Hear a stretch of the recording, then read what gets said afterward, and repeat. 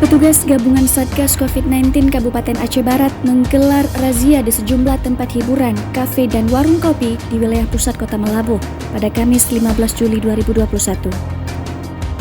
Sejumlah warga terpaksa dibubarkan oleh petugas gabungan karena dianggap mengundang keramaian, apalagi banyak warga yang tidak memakai masker dan tidak menjaga jarak.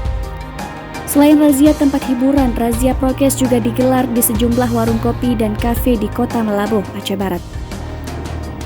Petugas gabungan masih banyak menemukan warga yang berkumpul di warung kopi hingga larut malam, padahal jam operasional warung kopi telah ditentukan hingga pukul 10 malam selama kebijakan PPKM berlaku.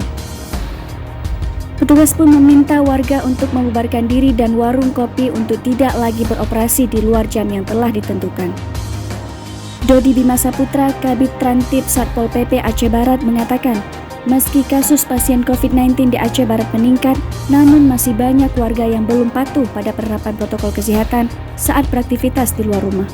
Kita fokus ke prokes, ya, jaga jarak, masker, dan jam malam terakhir. Karena kita lihat sudah hampir jam 11, juga masih ada beberapa yang melakukan aktivitas kafenya.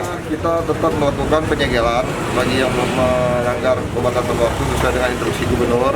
Akan diperpanjang sampai dengan 20 Juli. Nah, untuk tindakan masker mungkin kita sekedar sosialisasi, himbauan dan membubarkan masyarakat yang mungkin melanggar prokes. Selain membubarkan warga yang berkerumun, petugas juga meminta pemilik usaha untuk menjalankan prokes yang telah ditentukan.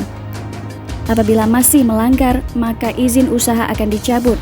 Hal tersebut dilakukan untuk mencegah penyebaran COVID-19 di Aceh. Supriyadi, Aceh Barat, Aceh.